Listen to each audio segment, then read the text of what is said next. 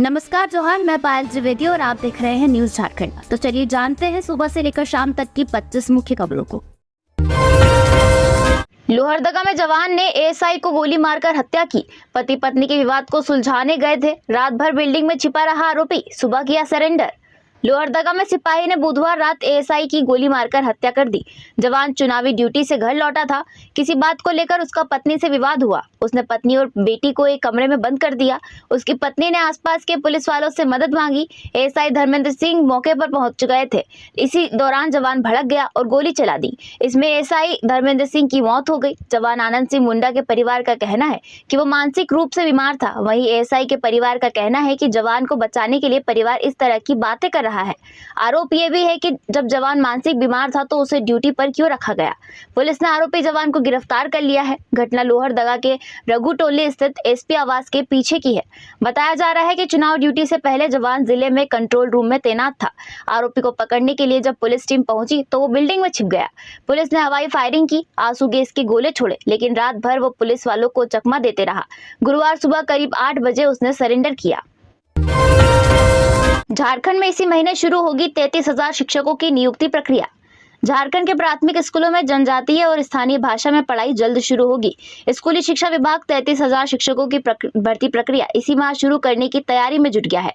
बता दें कि राज्य में 34,847 प्राथमिक विद्यालय है। सभी विद्यालयों में जनजातीय और स्थानीय भाषा की पढ़ाई के लिए घंटे आधारित शिक्षक रखे जाएंगे। प्रति घंटे 200 रुपए का भुगतान किया जाएगा। जानकारी के मुताबिक कई नई योजनाओं को चंपाई सोरेन सरकार अगले 3 से 4 महीने में धरातल पर उतारेगी। जनजातीय और स्थानीय भाषा में पढ़ाई के लिए किस जिले के प्राथमिक स्कूलों में कितना और किस भाषा के शिक्षकों की जरूरत पड़ेगी, इसके लिए पिछले 2 महीने से स्कूल शिक्षा विभाग सर्वे कर रहा है। किस प्राथमिक विद्यालय में कितने शिक्षकों की जरूरत होगी, इसकी जानकारी और आकलन के आधार पर आगे कदम उठाए जाएंगे। इधर झारखंड में 26,001 सहायक आचार्यों के लिए परीक्षा इसी महीने होगी। इस पद के लिए अब तक सिर्फ हिंदी विषय की परीक्षा आयोजित की गई है। शेष विषयों की परीक्षाएं लोकसभा चुनाव को लेकर स्थगित कर दी गई थी। जेएसएससी इसके लिए संशोधित तिथि जारी करेगा।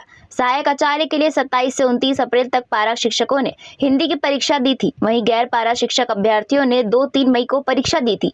जेएसएससी जल्द ही परीक्षा की तिथियों की घोषणा करेगा और पारा शिक्षक व गैर पारा शिक्षक अभ्यर्थियों की परीक्षा का आयोजन किया जा सकेगा।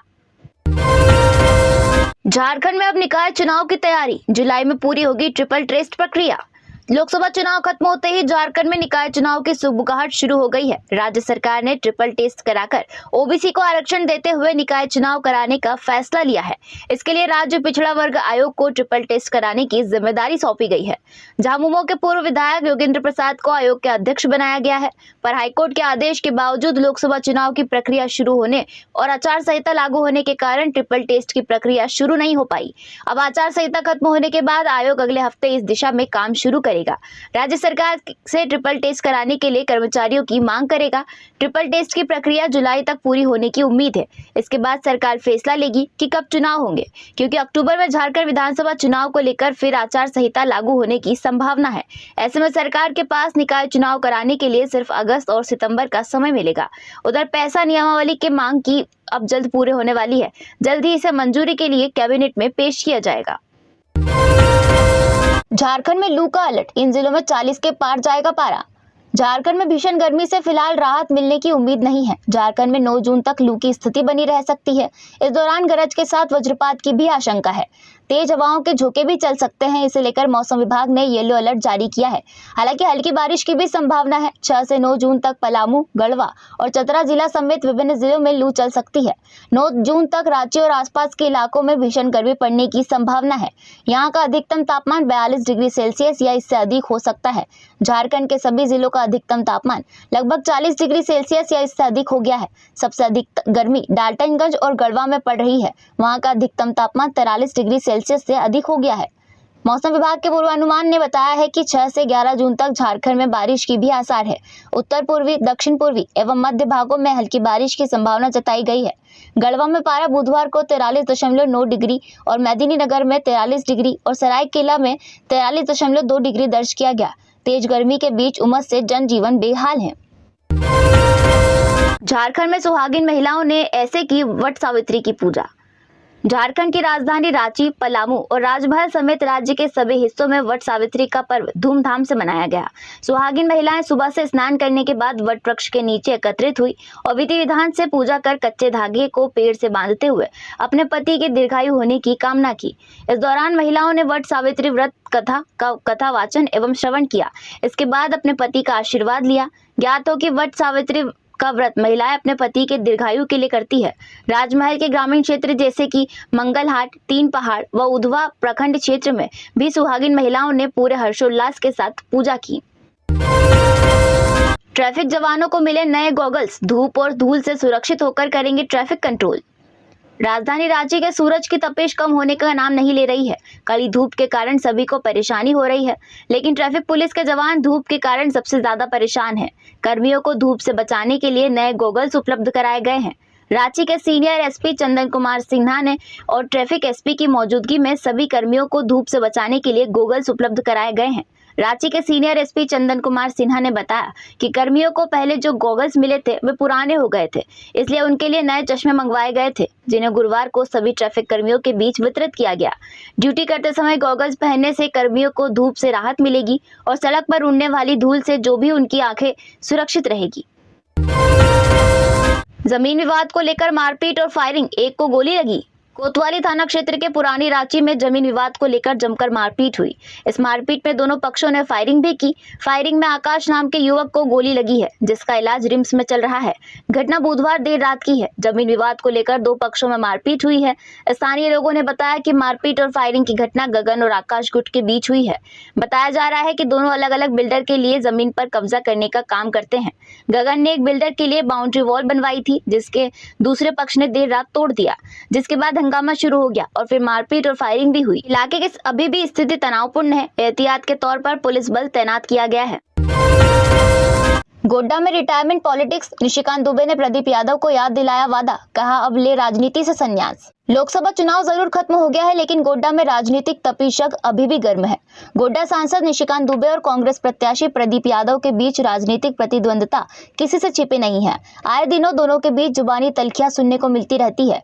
एक बार फिर यही देखने मिल रहा है। चुनाव के पहले किए गए वादों को लेकर दोनों फिर आमने सामने हैं। एक और निशिकांत दुबे प्रदीप यादव को उनके हारने के बाद संन्यास लेने का वादा याद दिला रहे हैं, तो वहीं प्रदीप यादव भी निशिकांत दुबे को उन्हीं की भाषा में जवाब दे रहे हैं। दरअसल गोड्डा लोकसभा चुनाव में निशिकांत दुबे ने जीत दर्ज की है। वे कांग्रेस के प्रदीप यादव को हराकर चौथी बार गोड्डा के सांसद बने। निशिकांत दुबे ने प्रदीप यादव को लगभग 1 लाख वोटों से हराया। चुनाव जीतने के बाद निशिकांत दुबे से पहली प्रतिक्रिया ली गई, जिस पर निशिकांत दुबे ने कहा कि प्रदीप यादव चौथी बार चुनाव हार गए हैं। वे 1 लाख वोट से हारे हैं। इससे पता चलता है कि चुनाव में उनका और प्रदीप यादव के बीच कोई मुकाबला ही नहीं था। उन्होंने कहा कि अब प्रदीप यादव विधानसभा चुनाव भी हार जाएंगे। इसके बाद निशिकांत दुबे ने कहा कि अब प्रदीप यादव को राजनीति से संन्यास ले लेना चाहिए, क्योंकि उन्होंने खुद पिछले दिनों कहा था कि यह मेरा आखिरी चुनाव है। निशिकांत दुबे ने अपनी जीत का श्रेय मोदी की गारंटी और गोड्डा की जनता को दिया। पंडेरा ओपी इलाके में महिला की हत्या, जांच में जुटी पुलिस। राजधानी रांची के पंडेरा ओपी इलाके में एक महिला की हत्या कर दी गई है। बताया जा रहा है कि आपसी विवाद में इस घटना को अंजाम दिया गया है। प्रारंभिक मिली जानकारी के अनुसार पति ने ही इस वारदात को अंजाम दिया है। इस मामले को लेकर रांची एसएसपी ने बताया कि इस मामले की जानकारी मिली है और पुलिस की टीम घटना स्थल पर पहुंचकर जांच में जुटी हुई है। फिलहाल पारिवारिक विवाद सामने आ रहा है, वहीं हत्या में शामिल पति की गिरफ्तारी के लिए पुलिस छापेमारी कर रही है। हेमंत सोरेन की चिंता, झारखंड को मणिपुर बनाने पर लगी भाजपा। पूर्व सीएम हेमंत सोरेन ने झारखंड को लेकर चिंता जाहिर की है। इस राज्य को मणिपुर बनाए जाने की उनकी आशंका है। सोशल मीडिया पर उनके पेज से ऐसी चिंता उनकी पत्नी कल्पना सोरेन द्वारा साझा की गई है। फादर स्टेन गोस्वामी और हेमंत सोरेन की अगल बगल फोटो लगाते हुए कहा गया है कि अभी जो लोकसभा चुनाव संपन्न हुए वह झारखंड के 84 वर्षीय जेसुइट पादरी और आदिवासी अधिकारी कार्यकर्ता फादर स्टेन स्वामी की हिरासत में हुई अनुचित मौत का बदला है। उनके मौत भारत की लोकतंत्र और मानवाधिकारों की स्थिति पर एक काला धब्बा है। उसका बदला लेने के लिए यह शुरुआत है। दर्शकों से आदिवासी समुदायों के अधिकारियों के लिए वकालत एवं लड़ाई लड़ने वाले फादर स्टेन के उच्च आयु और पार्किंसंस रोग के बावजूद उनके भाजपा सरकार द्वारा लगाए गए झूठे आतंकवाद के आरोपों पर जमानत और समुचित चिकित्सा उपचार से वंचित रखा गया। पानी पीने के लिए 25 पैसे का स्ट्रॉ नहीं दिया गया। जेल की स्थितियों से बिगड़ते स्वास्थ्य के कारण फादर स्टेन की दुर्भाग्यपूर्ण मौत 4 जुलाई 2021 को हिरासत में हो गई थी। उनकी मौत आतंकवाद के बहाने से विपक्ष एवं आदिवासियों को दबाने और मानवाधिकार कार्य को अपराधीकरण करने की भाजपा की नीति का उदाहरण है। खूंटी के तोरबा में वज्रपात की चपेट में आने से 7 लोग घायल। शादी समारोह में शामिल होने पहुंचे थे सभी। खूंटी जिले के तोरबा प्रखंड के लतौली गांव में वज्रपात की चपेट में आने से 7 लोग घायल हो गए। सभी लोग गांव में एक शादी समारोह में शामिल होने गए थे। घायलों में बिंदा के सीधू करंज टोली और बेरिनिका धान, लतौली गांव के अभिषेक बोदरा, सुप्रीमो तोपनो, पास्कल बोदरा, रोशनी हेरो, धनु गुड़िया तथा बदगांव के डीगी गांव के मतियस संडी पूर्ति शामिल है। मिली जानकारी के अनुसार लतौली गांव में जोहन तोपनो के बेटे मतियस तोपनो की शादी कार्यक्रम चल रहा था। रांची में बारात आई थी। चुमावन का कार्यक्रम चल रहा था। इसी बीच वज्रपात हुआ, जिसकी चपेट में आने से वहां उपस्थित लोग घायल हो गए। घायल होने के बाद सभी को गोबर का लेप लगा दिया गया। इसके बाद रेफरल अस्पताल को सूचना दी गई। सूचना मिलते ही अस्पताल से एम्बुलेंस गाँव पहुंचा तथा सभी घायलों को अस्पताल लाया गया। उनकी स्थिति खतरे से बाहर बताई जा रही है। चावल चोरी के आरोप में पीएलएफआई के 3 नक्सली गिरफ्तार। खूंटी पुलिस ने चावल चोरी के आरोप में पीएलएफआई के 3 नक्सलियों को गिरफ्तार किया है। खुद को जिंदा रखने के लिए नक्सली अब ग्रामीण इलाकों में चोरी और डकैती की घटनाओं को अंजाम दे रहे हैं। यहां तक कि वे घरों में रखे चावल की बोरियों को भी चुरा ले रहे हैं। इसका खुलासा तपकारा इलाके से 3 नक्सलियों की गिरफ्तारी के बाद हुआ है। नक्सलियों को तपकारा पुलिस ने पेरवा घाट जंगल से गिरफ्तार किया। तोरपा डीएसपी क्रिस्टोफर केरकट्टा ने बताया कि एसपी को मिली सूचना के आधार पर गठित टीम ने कार्रवाई करते हुए तीनों अपराधियों को गिरफ्तार किया है। एएसआई हत्याकांड, 10 घंटे की मशक्कत के बाद पुलिस ने सिपाही को किया गिरफ्तार, शव भी बरामद। एएसआई हत्याकांड के आरोपी सिपाही अनंत सिंह मुंडा को पुलिस ने करीब 12 घंटे की कड़ी मशक्कत के बाद गुरुवार सुबह 8 बजे गिरफ्तार कर लिया। साथ ही एएसआई के शव को भी बरामद कर लिया। पुलिस ने एएसआई के शव को कब्जे में लेकर पोस्टमार्टम के लिए सदर अस्पताल भेज दिया है। बताया जाता है कि घटना के बाद सिपाही ने खुद को रूम में बंद कर लिया था। लोहरदगा एसपी हरीश बीन जमा और पुलिस की टीम ने 10 घंटे की कड़ी मशक्कत के बाद सिपाही पर काबू पाया और उसे गिरफ्तार कर लिया। लोबिन के तेवर कैलिबर सब हुए फेल, जनता के बीच कुछ भी नहीं आया काम। राजनीति में कड़ी मेहनत और कार्यकर्ताओं के साथ बेहतर तालमेल ही नेता को संगठन के साथ साथ क्षेत्र में पहचान और पद दिलाने में मदद करता है, चाहे वह नेता कितना भी होशियार क्यों न हो। झारखंड मुक्ति मोर्चा के बागी विधायक लोबिन हेम्ब्रम के साथ भी कुछ ऐसा ही हुआ है। राजमहल लोकसभा क्षेत्र से बागी विधायक लोबिन हेम्ब्रम ने निर्दलीय प्रत्याशी के तौर पर चुनाव लड़ा, लेकिन जीत नहीं सके। नामांकन से पहले और बाद में ही नहीं बल्कि चुनाव प्रक्रिया के दौरान भी उन्होंने अपने तीखे तेवर तो जरूर दिखाए, लेकिन क्षेत्र में उनकी चतुराई काम नहीं आई। उन्होंने न सिर्फ संगठन छोड़ा बल्कि जनता ने भी उन्हें सिरे से नकार दिया। राजमहल संसदीय क्षेत्र में हुए चुनाव में मतगणना ने उनके तेवर और कैलिबर दोनों को चकनाचूर कर दिया। रांची में रिटायर्ड सैनिक की पत्नी की संदिग्ध मौत, पति और बेटियों से अलग रहती थी, होता था विवाद। रांची में पंडरा ओपी क्षेत्र के पिस्का मोड़ स्थित सिटी ट्रस्ट हॉस्पिटल के समीप एक महिला की बुधवार सुबह संदेहास्पद स्थिति में मौत हो गई। मृतका की पहचान सुभद्रा देवी के रूप में हुई है। वह रिटायर्ड सैनिक महावीर साहू की पत्नी है। सुभद्रा अपने पति व 2 बेटियों से अलग होकर अकेले किराए के मकान में रहती थी। हालांकि पति व बेटी भी किराए के घर में आना जाना करते थे। जानकारी के अनुसार सुभद्रा बुधवार को मंदिर में पूजा करने कर सुबह लौट रही थी। तब पति व बेटी के आने की जानकारी मिलने पर वह घर के ऊपर तल्ले में गई, फिर नीचे ही नहीं आई। 2 घंटे बाद मौत की सूचना मिली। पुलिस की जांच में पता चला कि कुछ वर्ष पहले पिस्का मोड़ के समीप महिला ने एक घर बेचा था। घर बेचने के बाद मिले पैसों का दोनों बेटी व पति के बीच बांट दिया। कुछ पैसा अपने पास भी रखा था। दोनों बेटी व पति उसी पैसे को लेने के लिए अक्सर सुभद्रा से विवाद करते थे। कुछ दिन पहले भी सुभद्रा ने इसके पति को 50,000 रुपए बेटी का इलाज कराने की बात कहकर लिए। महिला की मौत के बाद परिजनों ने पुलिस को जानकारी नहीं दी और अंतिम संस्कार करने की तैयारी कर दी। मोहल्ले के लोगों ने पुलिस को सूचना दी, जिसके बाद जांच करने पदाधिकारी मौके पर पहुंचे व पूरे मामले की जानकारी ली। वहीं पुलिस पूछताछ में सुभद्रा की बेटी व पति ने इलाज के दौरान रिम्स में मौत की जानकारी दी है। पुलिस के अनुसार महिला की मौत के कारणों का पता नहीं चल पाया है। पूरे मामले की जाँच की जा रही है। जेपीएससी मेंस पर रोक का फैसला, कोर्ट में सुरक्षित। झारखंड लोक सेवा आयोग सिविल सेवा की मुख्य परीक्षा पर रोक लगाए जाने पर हाईकोर्ट ने फैसला सुरक्षित रख लिया है। जस्टिस ए के राय की अवकाशकालीन बेंच ने बुधवार को मामले की सुनवाई के बाद कोई अंतरिम आदेश जारी नहीं किया है। मुख्य परीक्षा 7 जून को होनी है। इस पर रोक के लिए याचिकाकर्ता आलोक रंजन और अन्य ने हाईकोर्ट में अर्जी दी है। सुनवाई के दौरान प्रार्थियों ने कोर्ट को बताया कि जेपीएससी सिविल सेवा के लिए नियुक्त कर रहा है। प्रारंभिक परीक्षा हो चुकी है जिसमें 4 प्रश्न गलत थे। अगर इन प्रश्नों के अंक मिलाए जाए तो उन लोगों का भी चयन मुख्य परीक्षा के लिए हो जाएगा। ऐसे में मुख्य परीक्षा पर रोक लगा देनी चाहिए। इस पर जेपीएससी ने कोर्ट को बताया कि अगर प्रार्थी के दावे को मान लिया जाए कि और सबको पूरे अंक दे दिए जाए तो भी प्रार्थी की मेरिट पर कोई असर नहीं पड़ेगा, क्योंकि गलत प्रश्नों के समान अंक सबको मिलेंगे। लैंड स्कैम में पूर्व सीएम हेमंत सोरेन के सहयोगी आर्किटेक्ट विनोद सिंह की अग्रिम जमानत पर सुनवाई 19 जून को। ईडी ने जवाब के लिए मांगा समय। रांची में जमीन घोटाला मामले में बड़गाई की 8.5 एकड़ जमीन कब्जा मामले में आरोपी विनोद सिंह की अग्रिम जमानत पर पीएमएलए कोर्ट में सुनवाई हुई। मामले में ईडी की ओर से जवाब दाखिल करने के लिए कोर्ट से समय की मांग की गई। कोर्ट ने उनके आग्रह को स्वीकार करते हुए मामले की अगली सुनवाई 19 जून निर्धारित की है। विनोद सिंह ने रांची पीएमएलए की विशेष अदालत में अग्रिम जमानत के लिए याचिका दायर की है। मामले में विनोद सिंह का नाम तब आया जब ईडी ने पूछताछ के दौरान उनके मोबाइल से हेमंत सोरेन के साथ व्हाट्सएप चैट में अधिकारियों के ट्रांसफर पोस्टिंग में सिफारिश की लिस्ट एवं बड़गाई की विवादित जमीन पर मैरिज हॉल बनाने के संबंध में डिजाइन मिला था। ईडी ने हेमंत सोरेन से जुड़े भूमि घोटाले मामले में अभियोजन शिकायत दायर की थी, जिस पर कोर्ट ने संज्ञान लिया है। इसके बाद से विनोद पर गिरफ्तारी की तलवार लटक रही है। वट सावित्री पूजा कर महिलाओं ने की पति की लंबी आयु की कामना। पश्चिमी सिंहभूम जिले में गुरुवार को महिलाओं ने वट वृक्ष की पूजा कर पतियों के दीर्घायु होने की कामना की। चाईबासा, चक्रधरपुर शहर से लेकर ग्रामीण क्षेत्र में महिलाओं ने व्रत रखा, भगवान विष्णु की विधि विधान से पूजा अर्चना की और उनसे सौभाग्यवती होने का आशीर्वाद मांगा। चाईबासा, चक्रधरपुर के अलावा सोनुआ, गोइलकेरा, मनोहरपुर और बंदगांव प्रखंड सहित अन्य जगहों पर महिलाएं सुबह से ही सजने संवरने लगी। घर में पकवान बनाने के बाद वट वृक्ष के नीचे पहुंच पूजा अर्चना शुरू की। अक्षत रोली से तिलक करने के बाद महिलाओं ने पंचामृत से भगवान विष्णु का पूजन वंदन किया। वट वृक्ष में धागा लपेटते हुए महिलाओं ने अखंड सौभाग्य की कामना का व्रत रखा। पूजन अर्चन कर महिलाओं ने पति की दीर्घायु के साथ ही परिवार में सुख समृद्धि की भी कामना की। पौराणिक मान्यताओं के अनुसार सावित्री अपने अल्पायु पति सत्यवान की मृत्यु के बाद यमराज के पास पीछे पीछे चली गई थी। यमराज के द्वारा पूछे गए प्रश्नों का सटीक जवाब देकर उसने पति के दीर्घायु होने का आशीर्वाद लिया था। वट वृक्ष के नीचे ही यमराज ने सत्यवान के प्राण वापस किए थे, इसलिए इस दिन वट सावित्री पूजन की परंपरा चल पड़ी। 6 नए फ्लाईओवर और सड़कों का काम होगा शुरू।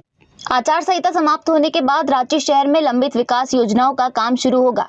शहर में 6 फ्लाईओवर के निर्माण और कई नई सड़कों के निर्माण और चौड़ीकरण का प्रस्ताव पथ निर्माण विभाग ने तैयार कर मंजूरी के लिए विभागीय मंत्री को भेज दिया है। निर्माण कार्य के लिए जमीन अधिग्रहण शुरू कर मुआवजा भुगतान की भी तेजी होगा। इसके लिए संबंधित विभागों और जिला स्तर पर भी तैयारी कर ली गई है।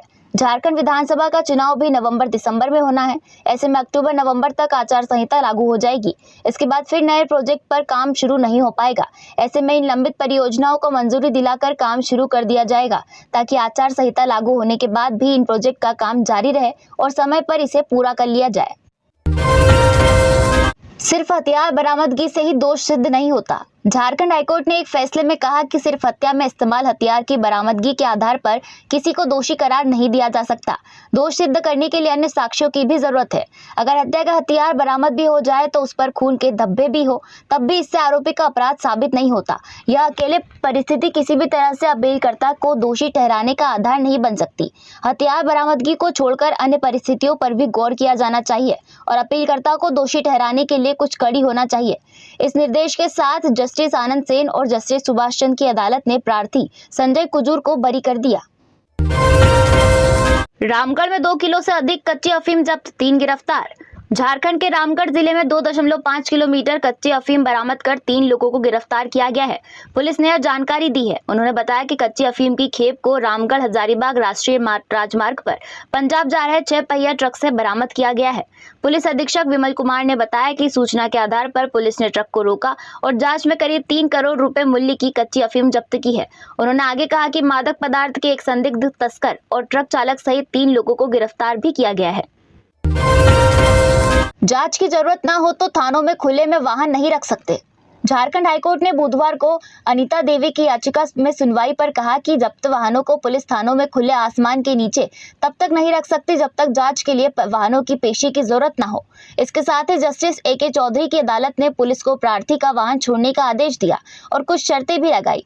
कोर्ट ने कहा कि जब तक मामला लंबित है तब तक याचिकाकर्ता वाहन को न बेचेगा, न गिरवी रखेगा, न स्वामित्व हस्तांतरित करेगा और न ही किसी अन्य को इसे चलाने देगा। मामले के लंबित रहने के दौरान वाहन की पहचान में कोई परिवर्तन या छेड़छाड़ भी नहीं की जा सकती। याचिका में कहा था कि डोडा की तस्करी में वाहन जब्त हुआ था। चतरा सिविल कोर्ट में लगी याचिका को निचली कोर्ट ने खारिज कर दिया था। इसके बाद प्रार्थी ने हाईकोर्ट में याचिका दायर की थी।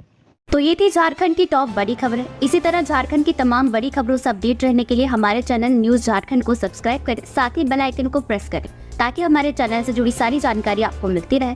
धन्यवाद।